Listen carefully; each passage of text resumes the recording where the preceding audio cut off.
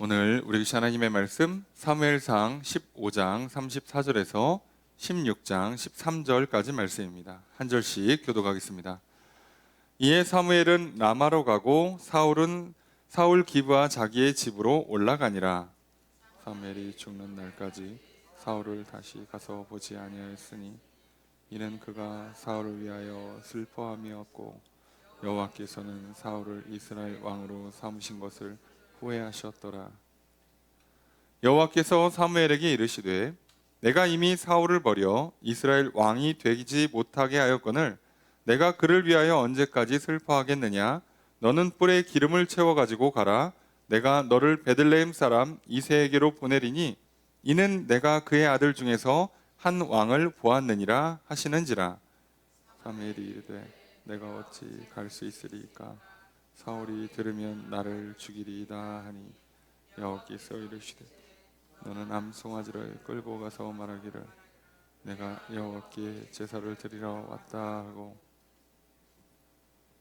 이새를 제사에 청하라. 내가 내게 행할 일을 가르치리니 내가 내게 알게 하는 자에게 나를 위하여 기름을 부을지니라. 사무엘이 여호와의 말씀대로 행하여 베들레헴의 이름에 성읍 장로들이 떨며 그를 영접하여 이르되 평강을 위하여 오시나이까. 이르되 평강을 위함이니라. 내가 여호와께 제사하러 왔으니 스스로 성결하게 하고 와서 나와 함께 제사하자 하고 이새와 그의 아들들을 성결하게 하고 제사에 청하니라. 그들이 오매 사무엘이 엘리압을 보고 마음에 이르기를 여호와의 기름 부으실 자가 과연 주님 앞에 있도다 하였더니 여호와께서 사무엘에게 이르시되 그의 용모와 키를 보지 말라. 내가 이미 그를 버렸노라. 내가 보는 것은 사람과 같지 아니하니 사람은 외모를 보거니와 나 여호와는 중심을 보느니라 하시더라. 이새가 아비나답을 불러 사무엘 앞을 지나가게 하며 사무엘이 이르되 이도 여호와께서 택하지 아니하셨느니라 하니 이새가 산마로 지나게 하매 사무엘이 이르되 이도 여호와께서 택하지 아니하셨느니라 하니라. 이새가 그의 아들 7을 다 사무엘 앞으로 지나가게 하나 사무엘이 이새에게 이르되 여호와께서 이들을 택하지 아니하셨느니라 하고 또 사무엘이 이새에게 이르되 내 아들들이 다 여기 있느냐. 이새가 이르되 아직 막내가 남았는데 그는 양을 지키나이다. 사무엘이 이새에게 이르되 사람을 보내어 그를 데려오라. 그가 여기 오기까지는 우리가 식사 자리에 앉지 아니하겠노라. 이에 사람을 보내어 그를 데려오매 그의 빛이 붉고 눈이 빼어나고 얼굴이 아름답더라. 여호와께서 이르시되 이는 그니 일어나 기름을 부으라 하시는지라. 함께 읽습니다. 사무엘이 기름 뿔병을 가져다가 그의 형제 중에서 그에게 부었더니 이 날 이후로 다윗이 여호와의 영에 크게 감동되니라. 사무엘이 떠나서 라마로 가니라. 아멘. 자리에 앉으시기 바랍니다. 할렐루야. 거룩한 주일 주님 전에 나와 예배드리시는 성도님들을 주님의 이름으로 환영합니다. 우리 옆에 있는 분들과 사랑의 교제를 나누겠습니다. 인사합시다. 사랑합니다. 축복합니다. 이 시간 주 앞에 나와 예배드리시는 성도님들에게 주님의 크신 은혜가 함께 있기를 주의 이름으로 축복합니다. 우리는 주일날 예배 시간에 사무엘상 말씀을 살펴보고 있습니다. 우리는 지난 사무엘상 15장을 통해서 하나님께서 불순종한 사울에게 마지막 기회를 주셨습니다. 아말렉을 진멸하라는 그 마지막 기회를 사울이 버리고 진멸하지를 않았습니다. 그래서 사무엘이 그것을 보고 책망을 합니다. 그 책망의 자리가 정말 회개할 수 있는, 돌이킬 수 있는 진짜 마지막 자리였어요. 그런데 사울은 입으로는 회개를 합니다. 내가 범죄했습니다. 내가 잘못했습니다. 그럼 이제 사무엘에게 하나님께 내 죄를 용서해 달라고 좀 제사를 드려주시고, 내가 돌이켜 이제 하나님 뜻대로 할 테니까 뭐 기회를 주십시오, 뭐 도와주십시오 라고 해야 되는데, 내가 잘못했으니까 사무엘이요, 나랑 같이 가서 승전 예배를 좀 드립시다. 뭔가 좀 내용이 이상하죠. 이게 왜 이렇게 가지? 예, 맞아요. 사울은 하나님을 예배하지 않습니다. 사울은 하나님을 두려워하지 않았습니다. 사울은 자기가 왕이 된 이후로는 스스로 왕이 되려 했고 왕권을 유지하려 했습니다. 그래서 나를 왕으로 세워준 건 하나님의 은혜고, 하나님의 은혜로 말미암아 내가 왕이 된 건 운이 좋았든 복이 있든 기적이든 간에 이미 일어난 일이고, 이후로 이제 내가 이 왕권을 유지하는 건 군사력, 나의 정치력에 달려있다 라고 생각하는 거죠. 그리고 그렇기 때문에 더 이상 하나님은 딱히 필요하지 않아요. 반대로 얘기하면 하나님께서 왕인 나한테 이렇게 해라 저렇게 해라 하는 것 자체가 간섭으로 받아들이고 싫은 겁니다. 이제 내가 왕이 됐으니 이 나라는 내 마음대로 할 거야. 그러니 하나님 오셔서 이래라 저래라 하지 마세요 라고 거절한 거죠. 그렇지만 왕이기 때문에 신경 써야 되는 게 하나 있어요. 이스라엘은 특이하게도 12지파의 동맹국가, 연합국가입니다. 마치 영국이나 미국처럼 연맹국가 체계를 갖고 있죠. 그러니까 이 각 지파들의 장로들, 각 지파들의 대표들이 되는 사람들의 어떤 지지, 그들이 자기를 지지할 수 있는 어떤 명분, 이런 거는 확보를 좀 하고 있어야 돼요.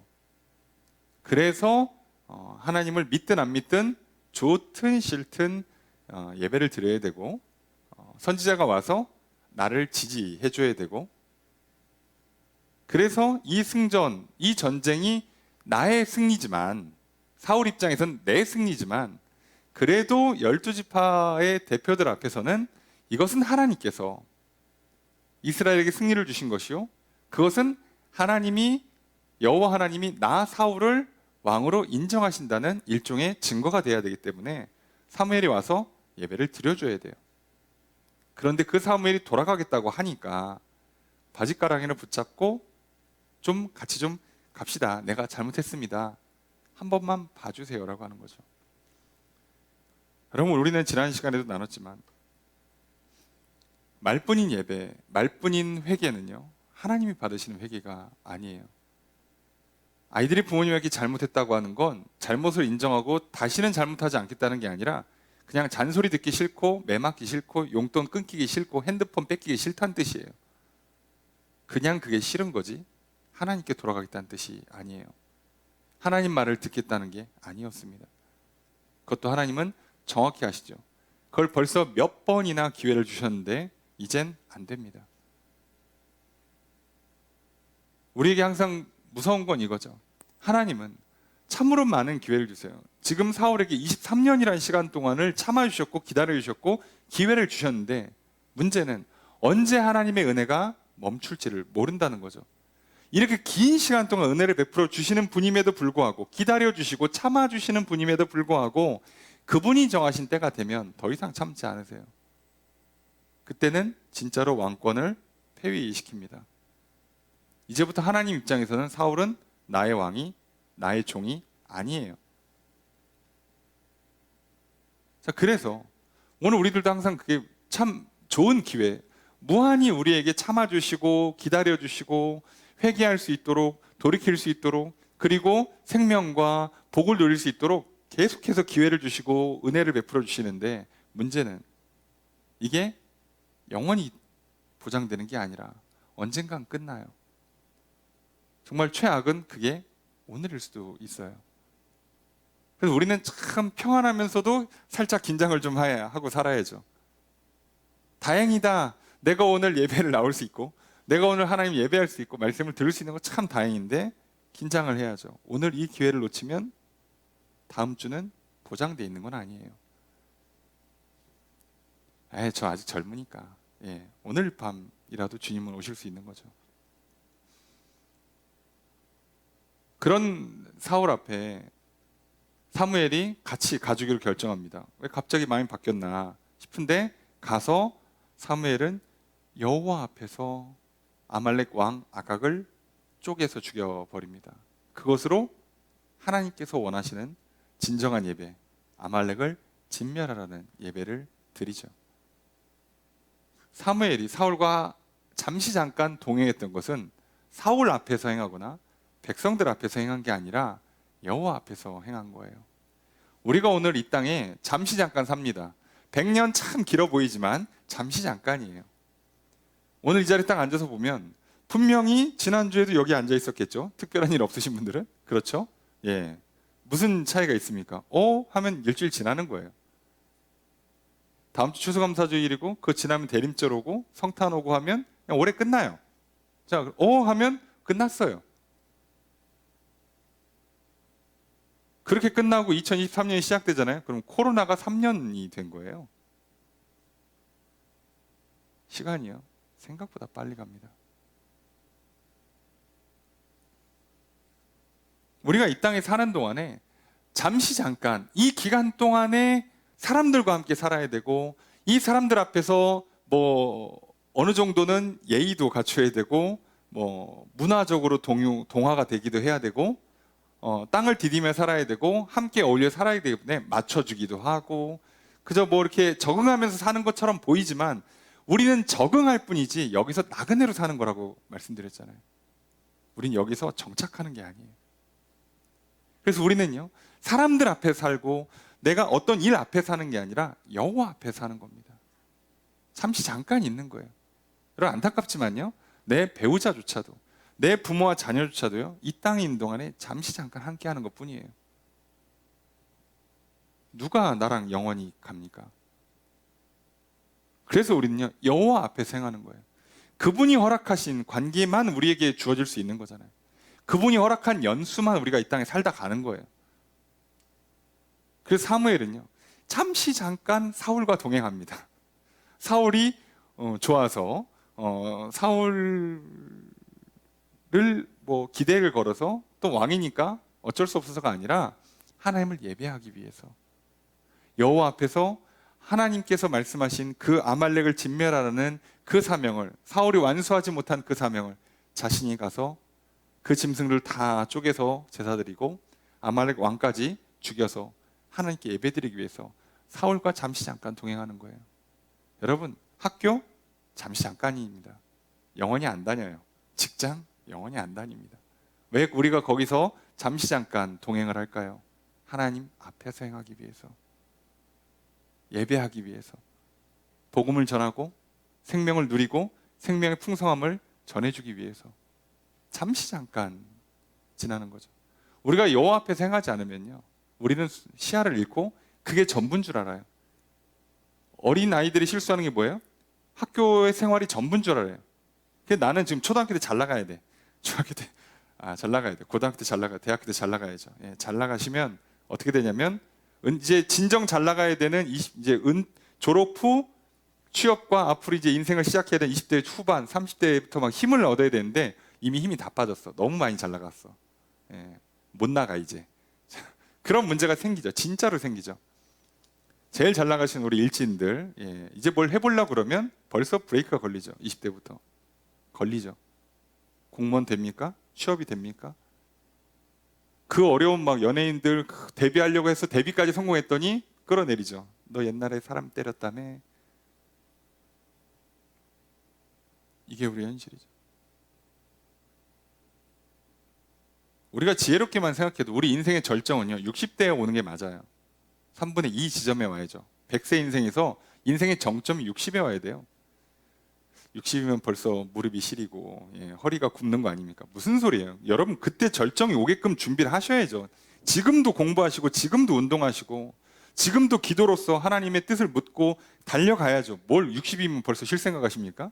그때 내 인생에서 최정점에 올라가야 돼요. 그리고 이제 한 80쯤 되면 슬슬 힘이 좀 많이 빠지셔야 되는 게 맞아요. 100세를 살아야죠. 40부터 치고 올라가서 60의 정점을 찍고 80쯤 내려오는 게 우리 인생의 정직한 그래프가 나와야 되는데, 세상에 그걸 20대에 찍으면 어떻게 해? 내려가면 이제 100살까지 어떻게 쭉 내려가면 못 살아요. 우린 이걸 실수하기 쉽습니다. 아니죠. 길게 보셔야죠. 그런데 우리는 심지어 이 땅의 삶이 끝이 아니에요. 영원히 살아야 돼. 아니 100년 인생 잘 살고 이제 10,000년 동안, 1000년 만년 동안 바닥에서 기면, 지옥에서 계속 소금 튀듯이 튀어다니면 인생이 뭐가 되겠어요? 여기서 조금 부족해 보여도 여기서는 어차피 또 준비해요. 우리는 앞으로 1000년 만년짜리 인생을 살아가야 되거든요. 이 육신을 벗는 인생. 그럼 우리 육신을 잘 관리하는 것도 중요하지만 실제로 우리가 진짜 승부를 걸는 우리 영혼이죠. 우리 영혼을 좋게 만들어 놓고 이제 육신을 벗은 뒤에 우리의 삶을 준비해야죠. 근데 어떻게 된 게 우리는 나이가 들수록 영혼이 점점 상태가 안 좋아지죠. 나이가 들수록 지혜로워야 되지 않겠습니까? 시간이 지날수록 믿음이 더 자라야 되지 않겠습니까? 사무엘은요, 변함이 없잖아요. 사실 사무엘은 지금 은퇴해야 될 나이예요. 그런데도 변함이 없죠. 오늘 우리는 하나님 앞에 예배를 드리러 나옵니다. 와서는 내가 잘못했습니다 얘기하고, 지난 한 주에 좀 이런 실수가 있었고 이런 죄를 졌고 하나님 말씀이 참 맞는 말씀입니다, 좋습니다 라고 말뿐인 예배가 아니라 진짜 하나님 앞에 서서 하나님 말씀을 듣고 믿고 따르는, 그래서 하나님 앞에 우리의 몸뿐만 아니라 우리의 영혼을 변화시켜 주시고, 그래서 참된 생명을, 참된 복을 누리는 인생으로 변화시켜 주시고 복을 내려달라고 구하는 예배, 그리고 그동안 베풀어 주신 것에 대한 감사를 드린 예배, 그게 오늘 우리가 드려야 될 하나님께 드린 예배입니다. 그리고 그것이 우리의 영으로 드리는 예배인 것이죠. 오늘 여호와 앞에 서 있습니다. 여러분 뭐 저 보러 오신 거 아니고 옆에 계신 분들 보러 오신 거 아니니까, 하나님 말씀 들어보고 괜찮으면 받고 아니면 말고 이러려고 오신 게 아니니까 오늘 여호와 앞에서 예배 드리십시오. 사무엘이 한 것처럼 하나님 말씀에 전적으로 신뢰하고 순종하기까지 하나님을 예배하십시오. 그러면 하나님께서 놀라운 복을 내려 주실 것입니다. 오늘 우리 예배를 하나님께 기뻐 받으시고 우리 영을 깨끗이 씻어주시고 새롭게 하시는, 새로운 삶을 살아갈 수 있도록 생명과 복을 넘치도록 부어주시는 은혜의 예배가 되기를 주의 이름으로 축복합니다. 자, 사무엘은 예배를 잘 드리고 이제 사울은 예배를 잘 못 드리고 이제 서로 이제 더 이상 볼 일이 없게 되죠. 도대체 어떤 일이 발생하는가? 그리고 이제 사울을 왕으로 세우지 않고 폐위를 시켰으니 하나님께서는요, 다음번 왕을 세워야 합니다. 어떻게 그 왕을 세워 가시는가? 오늘 말씀을 통해 살펴보려 합니다. 먼저 34절 함께 읽습니다. 시작.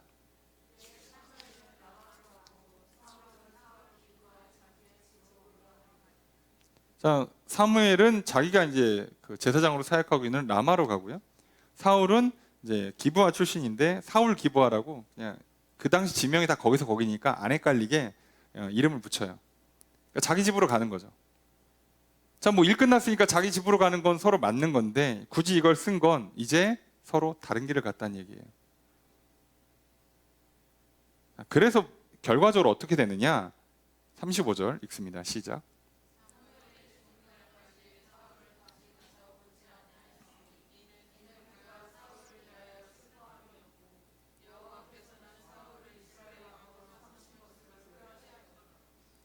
자, 사무엘과 사울의 관계가 끊어졌습니다. 관계가 끊어졌지만 오늘 35절에 보면 사무엘이 죽는 날까지 사울을 다시 보지 않았다라고 기록되어 있어요. 하지만 다시 봅니다. 그 작은 나라에서 안 볼 수가 없죠. 그러니까 얼굴을 아예 안 봤다는 게 아니라 공식적으로 선지자로서 예배를 드리기 위해서 하나님의 말씀을 전하기 위해서 사울을 만난 적은 이제 없다는 거예요. 그럴 필요가 없죠. 왜요? 이제 사울은 하나님의 종이 아니니까요. 하나님의 세우신 왕이 아니니까요. 사무엘 입장에서는 가서 예배드릴 일도, 가서 하나님 말씀을 전할 일도 없는 거예요. 뒤에 보면 만나요. 만나기는 19장에서도 만나는 장면이 나와요. 뭐 그 동네 살면 한 번씩 길 가다 만나겠죠. 그게 아니라 보지 않는 거예요. 자, 그러면 그래. 자, 내가 믿음을 잃었어. 교회를 안 나와요. 그래서 이제 뭐 목사님 안 보고 성도님 안 본다 칩시다. 예. 자, 안 보는 걸로 끝날 것 같죠. 여러분, 내가 마음에 안 드는 사람이 있어. 그래서 됐어. 내가 너 없으면 사람 없어? 안 봐. 자, 이렇게 관계를 끊어버리잖아요. 우리는 쉽게. 그럼 세상에서는 신경도 안 쓰죠. 예, 그렇게 관계를 끊으면. 그런데요, 하나님 안에서 맺는 관계는 조금 달라요.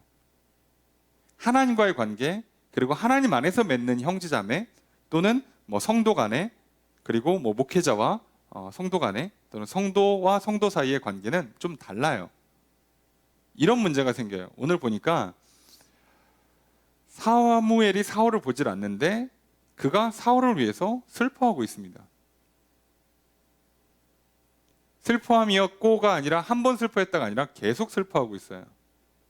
왜? 끝났으면 이제 뭐 남남이고 에휴 하고 후회하고 그냥 지워버리면 되는데 아니에요. 여러분, 사무엘 입장에서는요, 이게 굉장한 슬픔이 되는 거예요. 왜냐하면 사무엘은요, 하나님의 종으로서, 선지자로서, 제사장으로서 자기가 사울에게 가서 기름을 부었단 말이에요. 사울을 위해서 그동안 엄청 기도해 줬어요. 하나님 말씀을 전달해 줬습니다. 자, 그런데 사울이 말을 안 듣고 불신하고 불순종하고 자기가 왕이 되겠다고 하나님을 왕으로 섬기지 않게 돼서 쫓겨났어요. 그런데 여기서 어떤 문제가 생겨요? 그 쫓겨났다는 사실을 가장 먼저 듣는 게 사무엘이고요. 당신 사울 왕이요, 당신이 이제 하나님으로부터 버림받았습니다라는 말을 전달하는 것도 사무엘이에요. 자, 그러니까 이게 세상 사람들과 관계가 좀 달라지는 거예요. 세상 사람들은요, 뭐 어떻게 뭐 학교에서 만나든 직장에서 만나든 뭐 동호회에서 만나든 뭐 옆집이라서 만나고 동네 사람 만났다가 헤어져도 별로 신경 안 써요. 근데 그리스도인들의 만남이라는 건요, 그냥 만남이 아니에요. 왜요? 복음을 전해줘야 되고요, 기도해주고요, 사랑을 베푼단 말이에요. 그냥 끊으면 끊어지는 것 같죠? 아니요. 그렇게 끊으면요, 전달해준 사람들한테는 엄청난 슬픔이에요. 그래서 여러분, 전도를 해보면 알아요. 전도를 했을 때, 전도가 됐을 때, 그 영혼이 믿음이 막 자랄 때, 그리고 막 이렇게 자유와 평안을 누리고 막 복을 받아서 인생이 막 풀려나갈 때요, 그걸 전도한 사람이 제일 기뻐요. 근데 이걸 반대로 보면요, 이 사람이 교회를 잘 나오고 예배를 잘 드리고 구원받고 복받고 잘 가고 있다가 갑자기 문제가 되더니 교회를 떠나요. 자, 그런데 그게 그냥 교회를 떠나는 게 단순히 교회를 바꾸는 수준이 아니라 하나님을 완전히 떠나버린다. 그런데 심지어 내가 그래서 기도를 해요. 하나님, 저 영혼 무슨 일인지 교회를 안 나옵니다. 믿음을 잃은 것 같습니다. 도와주십시오. 그랬더니 하나님께서 신경 쓰지 마. 이제 기도도 하지 마. 내가 걔를 버렸어. 자, 그 얘기를 들으면요, 누가 제일 절망하겠어요? 네, 그 전도한 사람이. 그래서 교회에서요, 일을 많이 하시는 분들이 그것 때문에 상처가 커요. 이게 잘 생각해 보세요. 그러면 여러분, 왜 목회자들이 상태들이 나빠진지 아시겠죠? 이 관계에서 오는 상처가 생각보다 굉장히 큽니다. 그래도 한국은 덜해요. 왜요? 이 나라는 땅이 작아. 그래서 어떻게든 다시 만나. 그죠? 길 가다라도 볼 수 있어요. 그런데요, 만약에 생각해 보세요. 이민 목회를 한다고 생각해 보세요. 이민 목회를 할 때 서로 와서 이용하고 그냥 서로 빠이빠이 하고 가면 그 목회자들이 그곳에서 받는 상처가 얼마나 크겠어요. 그러니까 이들이 그럼에도 불구하고 사무엘처럼 끝까지 기도하고 하나님만 바라보고 여호와 앞에서 행하면 그래도 좀 상처는 있지만 괜찮은데, 이걸 잘 못하잖아요. 그러면요, 굉장히 사람이 차가워집니다. 사랑이 완전히 식어요. 그래서 이민 목회에 실패한 목회자들은, 뭐 목회를 못한다는 게 아니라 거기서 그런 상처를 갖고 있는 목회자들은요, 성도를 대할 때요, 사무적으로 대할 수밖에 없어요. 관계를 안 맺습니다. 저거 한 몇 년 있다 가겠지 뭐. 정착하고 살만해지면 도시로 또 떠나겠지. 딴 데로 가겠지 뭐. 다 그런 거예요. 자, 시골에 있는 교회나 또는 작은 교회들이 갖고 있는 상처도 맥락은 비슷하죠. 자, 그러니까 생각해 보세요. 하나님 안에서 맺는 관계는요, 그냥 관계가 아닌 거예요. 전도해주고 복음을 전해주고 기도해주고 사랑을 베푸는 관계이기 때문에 이 관계가 끊어지는 순간부터는요, 전달해준 사람이 훨씬 더 큰 상처를 받아요. 끊고 나간 사람은 사실 관심도 없어요. 문제는 여기서 와요.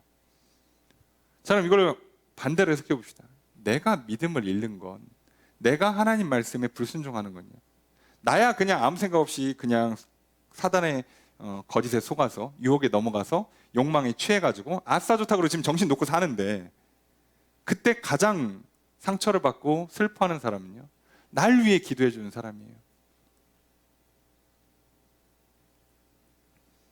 그러니까 한번 생각해 보세요. 내가 하나님을 왕으로 모시지 않게 되면요, 그럼 그 사람은요, 누군가에게 슬픔을 주는 인생이 되는 거예요. 궁극적으로는. 그러니까 이미 하나님도 없는 세상 사람들은요, 모든 인간관계가 안타깝지만요, 결과적으로는 슬픔을 줍니다. 세상 사람들도 이렇게 사이좋게 잘 지내던데요, 그럴 것 같죠. 그들은요, 이별을 대할 때, 죽음을 맞이할 때 절대 기뻐하지 못합니다. 그래서 궁극적으로는요, 어떤 이유든 간에 관계의 끝이 슬픔으로 끝나요.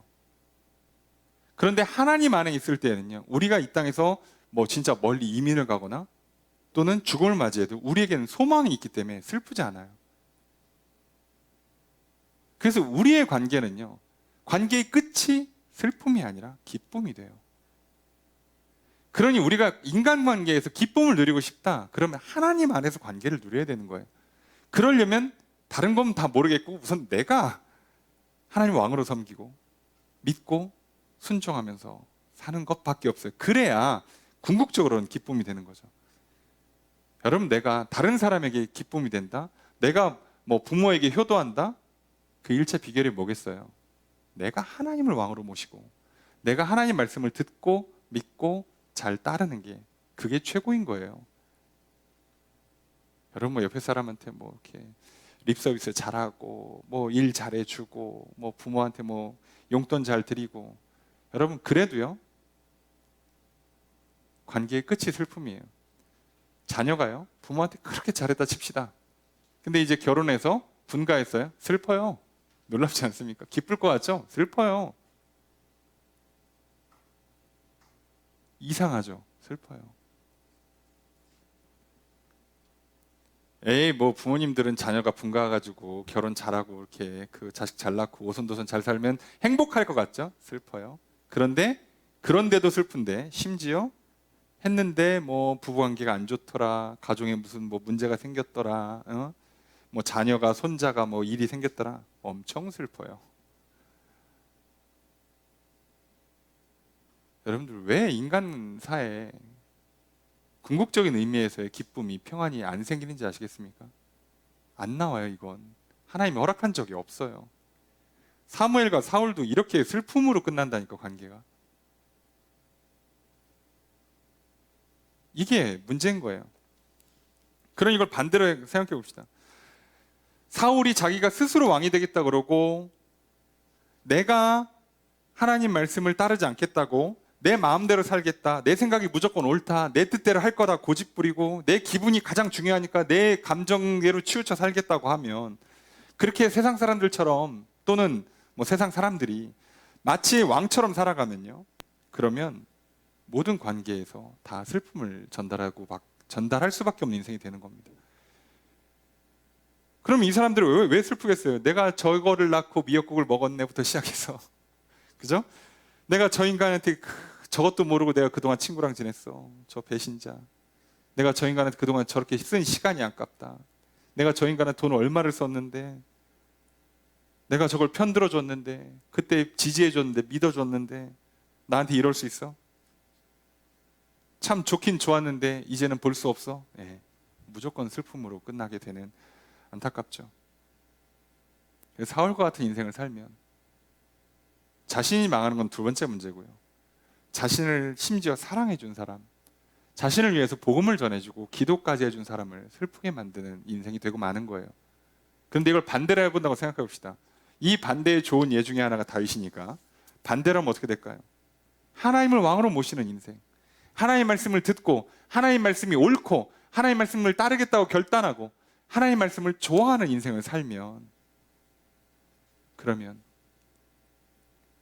그 관계의 끝은 그 사람에게 복음을 전해주고 그 사람을 위해서 기도해 주는 사람은요, 기쁨이 오게 되는 거죠. 그러면서 내가 저 사람한테 복음 전하기를 참 잘했다, 기도해 주는 보람이 있다.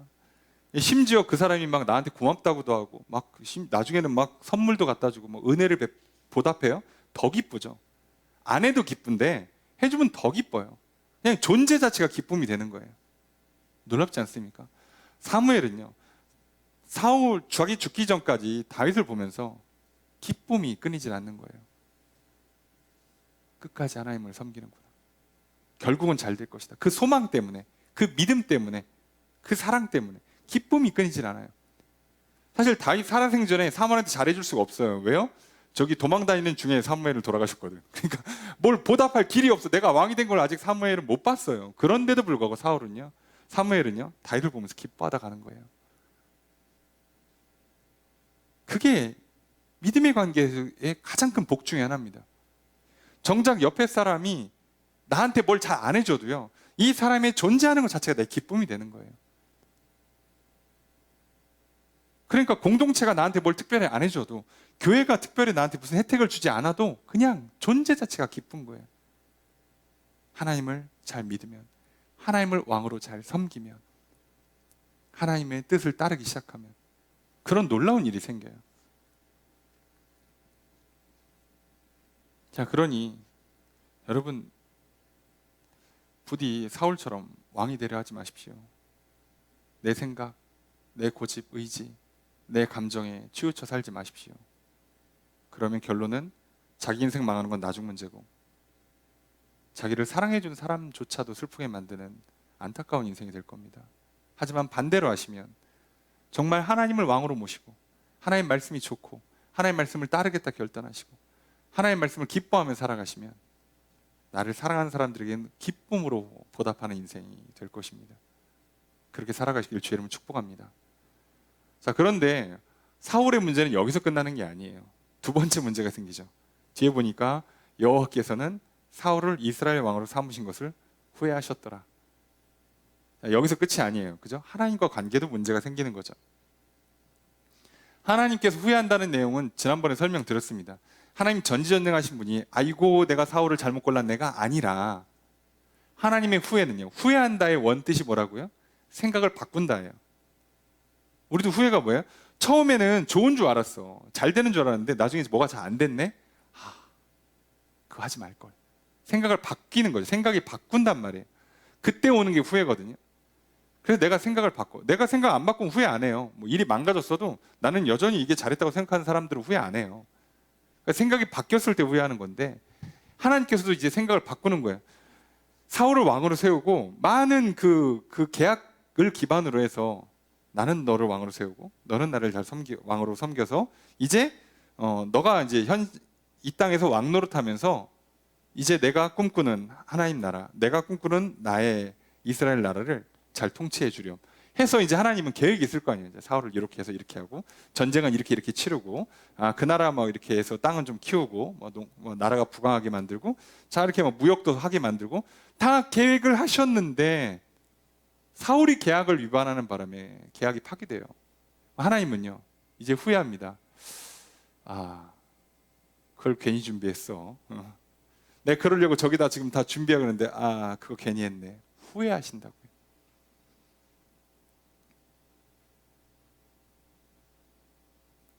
사울이 불순종할 줄 알았으면 이거 세팅하지 말걸, 이거 준비해놓지 말걸, 이 되는 거예요. 하나님 왕으로 모시지 않으면요, 스스로 왕이 되려는 인생, 내 생각대로, 내 마음대로, 내 기분대로 살려는 인생이 되면 하나님 후회하게 만드는 인생이 되는 겁니다. 내가 저 인간을 위해서 저렇게 많은 좋은 일들을 계획했는데, 이렇게 많은 상과 복을 쌓아놨는데 괜히 준비했어 가 되는 거예요. 여러분, 그러니 사울과 같은 인생이 되지 마십시오. 절대 스스로 왕이 되려 하지 마십시오. 여러분 생각이 옳고, 여러분 고집대로 하시고, 여러분이 감정 흐르는 대로 살려고 하지 마십시오. 그러면 여러분을 위해서 놀라운 일들을 계획하신 하나님, 여러분들에게 많은 상과 복을 준비하신 하나님을 후회하게 만듭니다. 그런데 반대로 하나님을 왕으로 모시고 살면 하나님의 말씀이 옳고 그 말씀을 따르겠다 결단하시고 그 말씀을 기뻐하고 좋아하셔서 그렇게 하나님 뜻대로 살아가시면 하나님께서 기뻐하시는 인생. 안 그래도 내가 널 위해서 다음 걸 준비하고 있었지. 안 그래도 내가 너를 위해서 상과 복을 이만큼 쌓아놨단다. 아싸 좋다. 주는 기쁨이 있는 거예요. 후회가 아니라 기쁨이 있고 만족이 있죠. 전 재밌어. 야, 얘를 놓고 내가 좀 다음에 뭐를 할까 막 기대가 되는 인생이 되는 거죠. 여러분, 그러니 절대로 사울처럼 살지 마십시오. 비록 중간중간에 실수가 있더라도 다윗처럼 사십시오. 하나님 마음에 드는, 하나님께서 기쁨이 되는, 후회가 없는, 슬픔이 없는 인생 살아가십시오. 그렇게 살아가신 저 여러분 되기를 주 여러분을 축복합니다. 자, 문제는 이렇게 끝났어. 자, 끝나고 나면 여기서 끝이 아니죠. 이 왕은 폐위됐으니까 새로운 왕이 뽑혀야 돼요. 자, 그래서 1절 함께 읽습니다. 시작.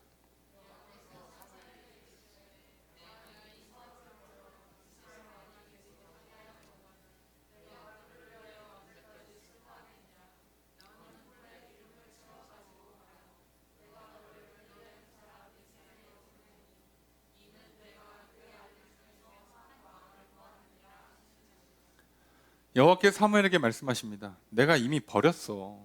그래서 이제 왕이 아니야. 새로운 왕이 생길 때까지 그냥 버티고 있는 거지. 이제 사실상 왕이 아니야. 그렇죠. 하나님이 떠나면요, 우리가 숨은 쉬고 살 거예요. 근데 우리는 짐승 같은 인생인 거죠. 언제 죽어도 이상하지 않는 인생. 언제라도 지옥으로 떨어질 수밖에 없는 인생이 되는 거죠. 자, 그런데 문제는 사무엘은 계속 슬퍼요. 그렇죠. 사울을 향한 연민도 있고, 이스라엘은 또 어떻게 되는 거야? 나는 여태까지 무슨 짓을 한 거야? 늘 슬프죠. 답이 없잖아요. 끝났잖아. 이 문제를 어떻게 푸냐고요. 자, 그래서 하나님께서 사무엘한테 뭐라고 말씀하시냐? 뿔에 기름을 채우고 가서 베들레헴 사람 중에 이새를 만나서 그 아들 중에서 왕을 세우겠다고 하십니다. 자, 그러면 결국 우리가 관계에서 이런 슬픔을 만나잖아요. 뭐 목회자뿐만 아니라 뭐 성도들도 전도하고도 성도 간의 관계를 맺고도 기도해주고 뭐 서로 사랑으로 좋은 관계를 맺었는데 저 사람이 믿음을 잃게 되면 받는 상처들이 있단 말이에요. 슬픔이 있죠. 그럼 우리도 그 슬픔에 언제까지 취해 살 수는 없단 말이에요. 그럼 그 슬픔을 이기는 비결은 뭐냐? 잊는 게 아니에요. 잊을 수가 없어요. 어떻게 하는 거냐? 새로운 왕을 뽑는 거죠. 새로운 사명이, 새로운 관계가 그 슬픔을 잊게 만드는 거예요. 그러니까 여러분, 그리스도인들은요, 이렇게 믿음을 잃는 과정에서 받는 상처가 있지만, 그럼 우린 또 뭐 하면 돼요? 또 가서 복음을 전하고, 또 말씀을 가르치고, 또 기도해주고, 또 사랑으로 섬겨주면 돼요. 그래서 거기서 받는 또 기쁨으로 말미암아 이 슬픔들이 지워져요. 그러니 그리스도인들은요, 궁극적으로는요, 슬픔을 당할 수 있지만 슬픔에 빠지지 않아요. 세상 사람들은요, 피하지만 결국 슬픔을 피할 수 없어서 마지막엔 슬픔을 넘는 절망 가운데 인생을 마치게 될 겁니다. 이게 차이예요. 다시 사무엘에게 사명을 주시면서 슬픔을 벗어나게 하십니다. 자, 그래서 베들레헴 사람 중에 이새한테 가라고 그래요. 자, 이새는 이제 아시는 것처럼 이 룻기에 나오는 룻이 보아스랑 결혼을 하게 되면서 이 보아스의 이제 후손이 되는 거죠. 그러니까 대충 보시면 알겠지만 집안 자체는 괜찮은 거예요. 부유한 집안인 거죠. 근데 문제는 다윗이 그 집안의 막내라는 거죠. 소용이 없어. 집안이 좋으면 뭐해. 나한테는 떨어질 몫이 없으니까. 아쉽네요. 뭐가 됐든 간에 지금 사무엘을 통해서 하나님은 한 사람을 고르셨고 거기에 가서 기름 부으라고 하시는 거예요. 자, 그렇게 해서 이 문제를 풀려고 하십니다. 문제는 뭐냐? 이걸 어떻게 해? 사무엘이. 새로운 왕한테 기름 부어봐. 그럼 자기도 죽고 그 사람도 죽어요. 다 죽어. 현재 왕이 살아있는데 새로운 왕을 세워, 선지자가. 이건 말이 좋아서 그렇지 거의 구테타 반역 아닙니까? 그러니까 당연히 사무엘이 이거 죽을 것 같은데요. 이거 나도 죽고 잘못하면 그 기름 부은 사람도 죽고 다 죽게 생겼다고 얘기를 하니까 하나님께서 뭐라 그래요? 가서 예배를 드려줘. 화목제사. 그 지역을 축복의 예배를 드려주면 되는 거예요. 그러니까 이제 된다 이거죠. 하면서 이 집안이 그 지역에서는 그래도 힘 있는 집안이니까 원래 이렇게 할 때 동네 유력자들을 대표로 초청을 해서 같이 예배를 드리거든요. 그러니까 이세도 부르면 되지 않냐. 그리고 부르는 김에 그 아들들도 부르면 되는 거 아니냐. 그리고 밥 먹고 나서 다 보내고 남게 한 다음에 그 중에 한 명 골라서 기름 부으면 되는 거 아니냐. 조용히. 오케이. 됐어요. 자, 그래서 이제 갑니다.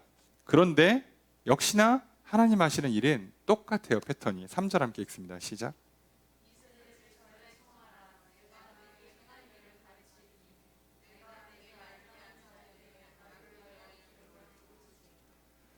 자, 제사를 청하라고 했어요. 그러면 우리 생각에는 자, 이세 아들 중에 자, 몇 번째 아들 있어? 자, 걔 이름이 뭐야? 딱 걔한테 기름 부으면 돼. 알려주면 얼마나 편해요. 안 알려줍니다. 그러니까 정작 사무엘도 이세 아들 중에 한 명한테 기름 부은다는 걸 알지 누군지를 몰라요. 하나님께서는요. 항상 이렇게 믿음으로 순종하기 위해서 안 알려주십니다. 다 보여주면 믿을 필요가 없거든. 믿는 게 아니에요. 그래서요. 안 알려주십니다. 아브라함한테도 가. 어디로요? 알려줄 테니까 우선 가. 고향을 떠나. 그러니까 고향 떠나서 어디로 가냐고. 우선 떠나예요. 하나님께서 우리에게 말씀하세요.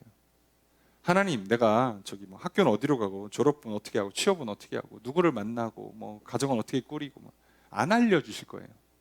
자꾸 알려줬으면 좋겠죠. 예, 저도 알려줬으면 참 좋겠어요. 그런데 안 알려주세요.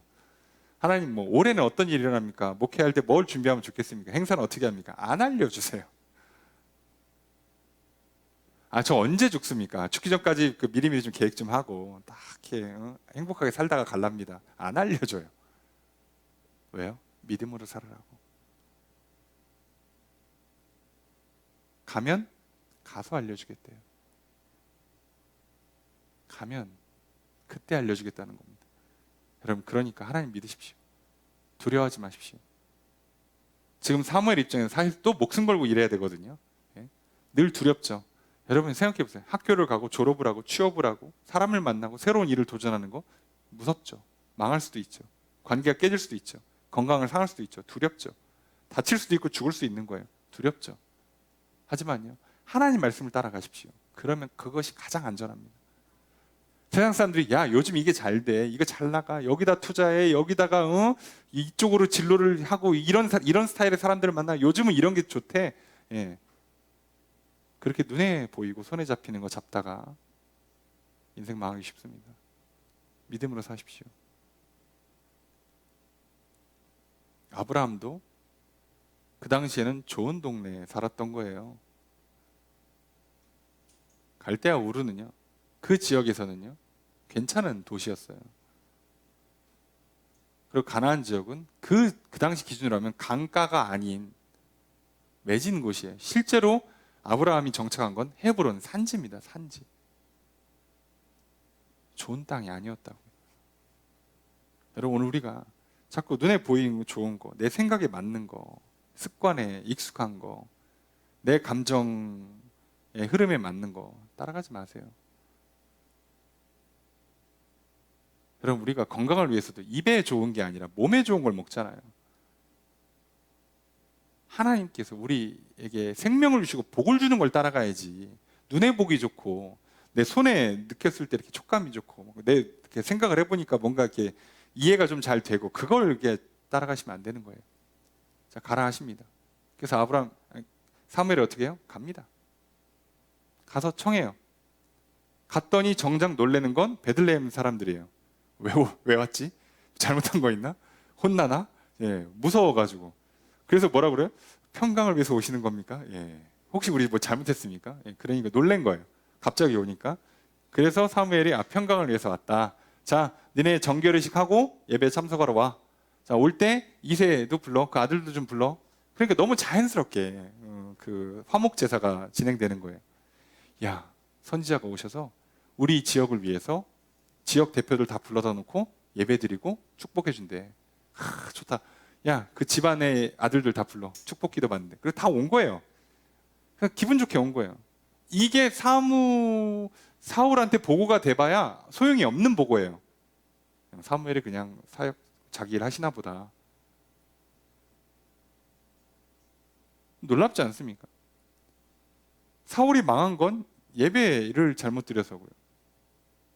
지금 사무엘이 사역을 성공시키는 건 예배를 드리는 것이에요. 어떻게 된 게 누구는 예배를 통해서 하나님을 속이려 하고 사람을 속이려 하고, 그래서 하나님을 속이려 했지만 사울은 속이지 못하고 망했고요. 놀랍게도 사무엘은요, 예배를 통해서 사울을 속이고 하나님의 뜻을 이뤄서 하나님의 역사를 이뤄냅니다. 그러니까요, 말씀대로 사시면 돼요. 자, 부릅니다. 그랬더니 왔어요. 당연히 옛날이니까 그 아들이 순서대로 입장을 하겠죠. 6절에 보니까 엘리압이 옵니다. 장자예요. 자, 그랬더니 사무엘이 뭐라고 생각했냐? 보고 마음에 이르기를 여호와의 기름 부으실 자가 과연 주님 앞에 있도다.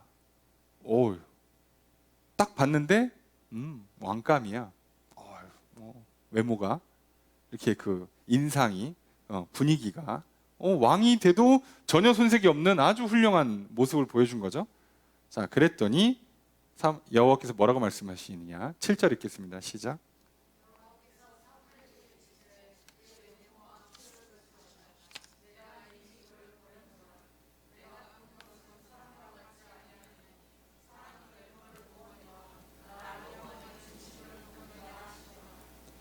여호와께서 사무엘한테 말씀하십니다. 그의 용모와 키를 보지 말라. 생긴 거랑 키를 보지 말라. 키도 크고 이렇게 우리로 치면 소위 장군감, 고대 왕으로서의 가장 중요한 장군감이었던 거예요.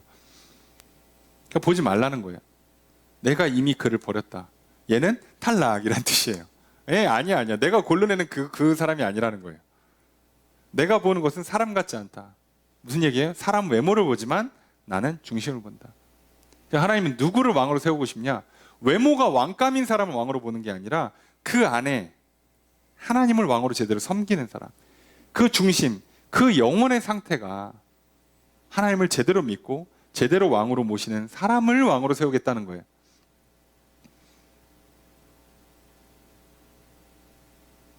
자, 그래서 첫째 탈락, 둘째 탈락, 셋째 탈락, 쭉 가니까 7째까지 다 탈락. 사무엘이 당황스럽죠. 아니, 아들 중에 하나 있다고 그랬는데 아들이 다 왔는데 아무도 없어요. 그래서 얘기합니다. 사무엘이, 저기 아들이 다 온 거 맞습니까? 라고 물었더니 뭐라고 대답하냐? 아직 막내가 있는데 양을 지키고 있습니다. 왜 막내는 안 데려왔냐? 대부분의 학자들은 뭐라고 추측하냐? 예배에 참석할 수 있는 나이가 아닌 거예요. 너무 어려. 대략 학자들이 이렇게 맞춰보면 이때 다윗의 나이를 대충 15으로 봐요. 골리앗 쓰러뜨린 게 17으로 보거든요. 15이에요, 15. 예배에 참석할 수 있는 나이가 못 돼요. 성인이 아니라서. 그래서 이래저래 못 오는 김에 형들 다 오니까 너 혼자 양치고 있어, 이렇게 한 건데, 그래서 사무엘이 뭐라고 그래요? 데려오라고. 오기 전까지는 식사를 안 하겠다고. 화목제사기 때문에 예배는 굉장히 간단해요. 간단히 드리고 식사를 하는 게 예배 의식이에요. 함께 식사를 나누고 축복기도 해주고, 이게 중요한데 그걸 안 하겠다는 거예요. 부랴부랴 데려와야죠. 자, 데려옵니다. 12절 함께 읽습니다. 시작.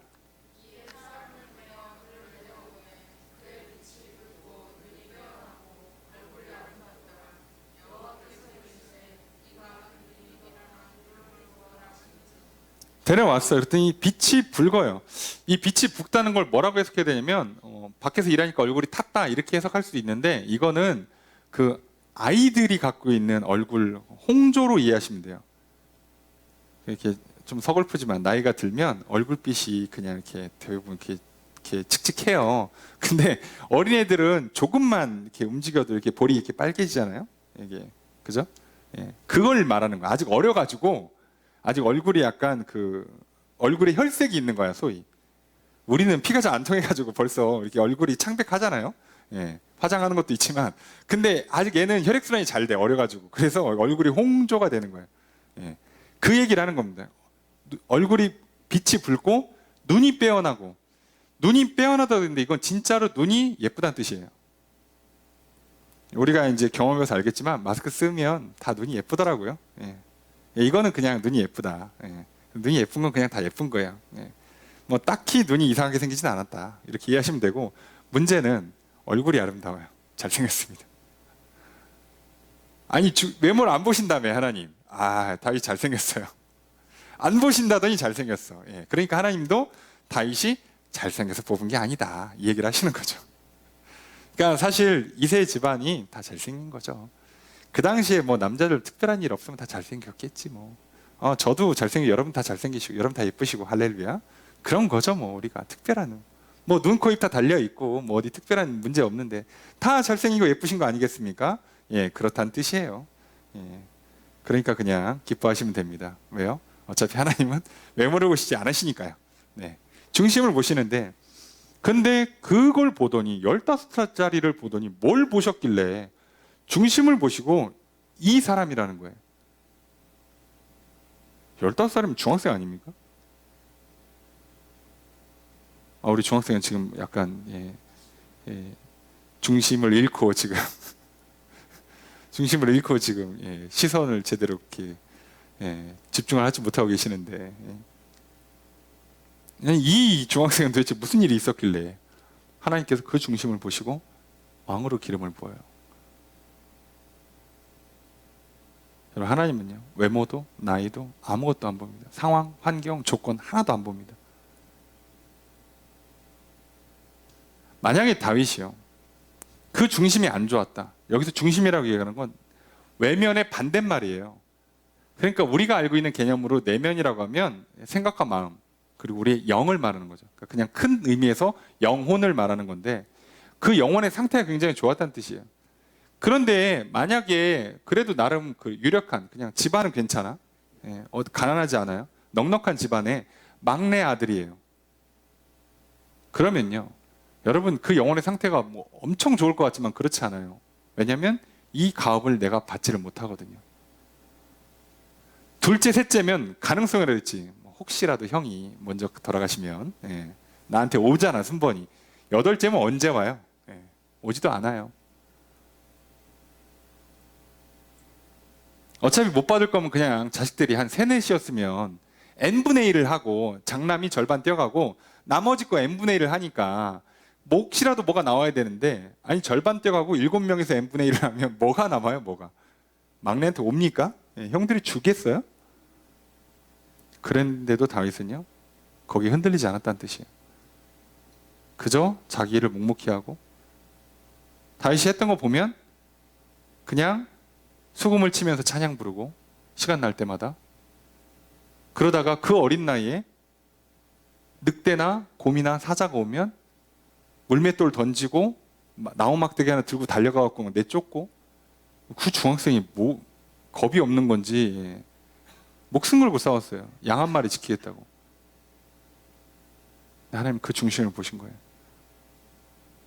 내가 너에게 주어진 그 상황, 거기에서 이렇다 저렇다 평가하는 게 아니라 그걸 받아들이고, 그렇게 한 하나님에 대한 신뢰를 갖고, 그래도 하나님은 선하시다, 하나님 내게 가장 좋은 걸로 주신다, 내가 비록 8번째 막내 아들로 태어났지만 내 인생은 망한 게 아니다, 하나님 나를 사랑하신다. 그 당시에 장남 아니면 무슨 소망이 있었겠어요. 그런데도 불구하고 하나님은 나를 축복하신다 믿고, 그래서 오늘 내게 주어진 자리에서 열심히 하나님을 찬양하고 예배하고, 문제가 생기면 달려가서 뛰어들어서 문제를 해결하고 목숨 걸고, 하나님은 그 다윗을 보시고 네가 왕이야, 난 너를 이스라엘 왕으로 세울래 라고 결정하셨어요. 여러분, 오늘 하나님께서 중심을 보실 때 뭘 보셨겠어요? 그 영혼의 상태, 그 믿음을 보시지 않았겠습니까? 막내라고 절망하지 않고, 목동의 험한 일이라고 절망하지 않고, 남들 다 대충 하니까 나도 대충 하지 않고, 시간 날 때마다 물맷돌 던지고, 시간 날 때마다 창 던지고 나무막대기 갖고 짐승과 싸워야 되기 위해서 연습하고 훈련하고, 시간 날 때마다 기타 치면서 찬양 부르고, 그렇게 살았던 중학생에게 하나님은 장차 네가 이스라엘의 왕이 될 거라고 기름 부으십니다. 여러분, 오늘 다윗에 비하면 우리는 절망적인 상황도 아니잖아요. 오늘날 얼마나 좋아요. 어지간하면 노력한 거에 대한 그래도 그나마 정직하게 공정하게 보상을 받을 수 있는 사회가 됐잖아. 완벽하진 않아도. 그 당시에는 끝이에요. 그냥 장남 아니면 그냥 끝났다고 보시면 돼요. 그런데도 다윗은 절망하지 않습니다. 그저 하나님을 신뢰했고 예배했습니다. 여러분, 그 다윗을 하나님은 택하시고 기름 부으시고 왕으로 세우시고 기뻐하시는 거예요. 여러분, 오늘 우리가 하나님께 나와서 우리의 죄를 씻어서 깨끗해지고 우리 영혼이 새로워지고 그래서 믿음과 사랑을 가지고 하루를 살아간다면, 그래서 하나님은 선하시다고 믿고 하나님 온전하시다고 믿고 나를 향해 가장 좋은 걸로 주셨고 앞으로도 가장 좋은 걸로 예비하실 것이라고 믿고 오늘 내게 주어진 자리에서 내가 할 수 있는 최선을 다하면서 충성하고 오늘 내가 시간이 날 때마다 찬양하고 기도하면서 하나님께 감사드리고 하나님의 은혜에 감사하고 하나님의 은혜를 간구하며 살아간다면 하나님 우리를 기름 부으실 것이요 우리를 왕으로 세우실 겁니다. 우리를 통해서 놀라운 일을 이루실 겁니다. 15살짜리의 중심도 보셨어요. 하물며 우리의 중심을 왜 모르시겠습니까? 여러분, 상황이 안 좋다고요? 조건이 나쁘다고요? 아니요. 모든 문제는 내 영혼의 상태가 나빠서입니다. 믿음이 없어서 하나님을 신뢰하지 못했기 때문에 발생하는 문제지 다른 문제가 없어요. 여러분, 제발 외모를, 제발 어떤 조건을 핑계하지 마시고 다윗이 했던 것처럼 그 영혼의 중심을 하나님께 드리십시오. 그러면 됩니다. 여러분, 우리는 말씀을 통해서 버림받은 사울과 선택받는 다윗을 보았어요. 버림받으면 본인이 망하는 건 둘째 문제고 주변에 있는 사람들을 슬프게 만들고 하나님도 후회하게 만드는 인생이 될 겁니다.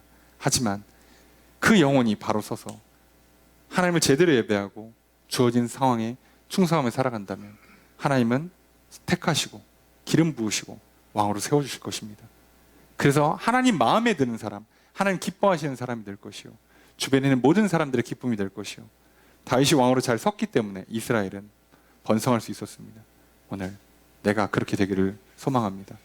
그렇게 살아가는 저 여러분들 되셔서 여러분이 인생뿐만 아니라 여러분이 가는 가정에, 여러분이 가는 일터에 우리가 함께 모인 이 교회 공동체가 정말 복이 넘치고 기쁨이 넘치고 감사가 넘치게 되기를 주님 축복합니다.